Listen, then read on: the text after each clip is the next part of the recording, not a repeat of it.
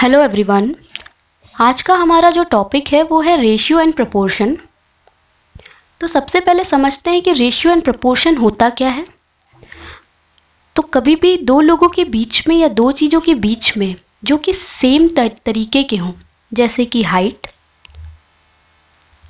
का हाइट से ही कंपेयर हो सकता है, वेट का वेट से ही कंपेयर हो सकता है, क्वांटिटी का क्वांटिटी से कंपेयर हो सकता है। तो जब भी दो चीज़ों के बीच में जो कंपेयर होता है उसको हम लोग रेशियो बोलते हैं। और रेशियो का जो साइन होता है वो ये होता है और इसको हम लोग बोलते हैं इस टू। तो यहाँ पे अगर 5:2 है तो 5:2 इसको ऐसा बोला जाता है।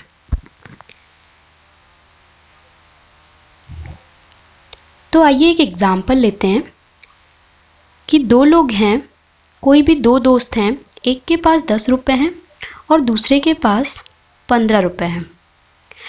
तो हम लोग यहाँ पे दो की बात कर रहे हैं तो कंपेयर किया जा सकता है कि इसके पास जो है वो ज़्यादा पैसे हैं और इसके पास कम पैसे हैं। तो हम लोग इसका रेशियो कैसे निकालते हैं, इसको सबसे ही सिंपलेस्ट फॉर्म में कर लेंगे। 5 से जाएगा 2 बार और 5 से जाएगा 3 बार। तो इनका जो सिंपलेस्ट रेशियो हुआ वो हुआ 2:3।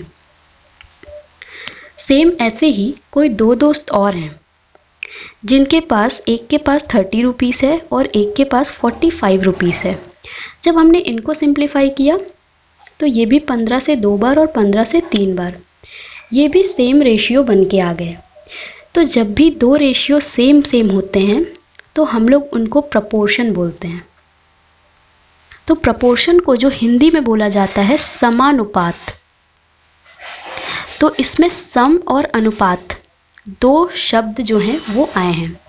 तो सम का मतलब होता है एक जैसे और अनुपात, जब भी दो अनुपात एक जैसे होते हैं तो उनको समानुपात या प्रपोर्शन बोला जाता है। कभी भी प्रपोर्शन की बात हो तो हम लोग उसका साइन जो होता है वो डबल रेशियो से डिनोट करते हैं। अब जैसे हम लोगों ने बात की थी 2:5, 4:10, ये दोनों सेम प्रपोर्शन है। अब ये प्रपोर्शन बनते कहाँ से हैं ये आइए देख लेते हैं। 2/5 है, जब भी ऊपर या नीचे किसी सेम नंबर से मल्टीप्लाई किया जाए, मान लीजिए 6 से कर देते हैं तो 12 और 30, 12/30 2/5 के ही प्रपोर्शन माने जाएंगे। या यहाँ पे हम लोग 5 से मल्टीप्लाई कर देते तो भी जो बनता वो सेम ही होता रेशियो। तो जब भी दो सेम टाइप के रेशियो होते हैं तो उनको हम लोग प्रपोर्शन बोलते हैं। एक बहुत ही जो बेसिक सा क्वेश्चन है जो कि आता है, आइए उस पर बात कर लेते हैं। जैसे कभी कभी बोलता है A:B की वैल्यू है 2:3 और B:C की वैल्यू है 3:9। तो ये तो बहुत आसान है, B और B कॉमन टर्म है और यहाँ भी कॉमन टर्म आ रहे हैं। तो हम लोग A:B:C बोले तो 2:3:9 कर सकते हैं। लेकिन ये बहुत आसान सा हो गया, आइए हम लोग इसको चेंज कर देते हैं।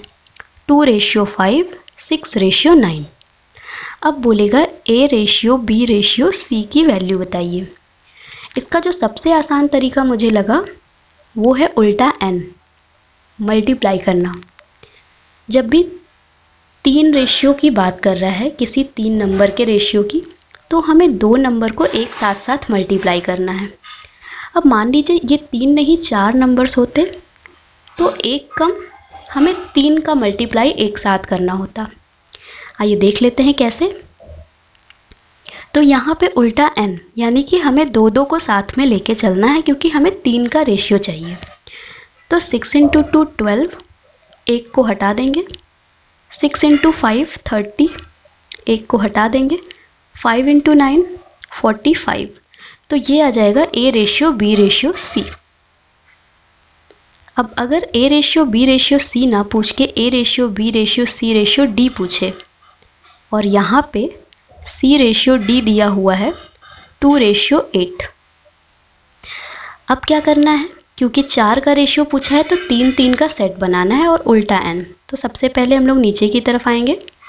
2 × 6 × 2 24, फिर 1 को हटा देंगे, 6 इंटू 2 इंटू 5 60, फिर 1 को हटा देंगे, 2 इंटू 5 इंटू 9 90, फिर 1 को हटा देंगे, 5 इंटू 9 इंटू 8 तो 45 इंटू 8 होता है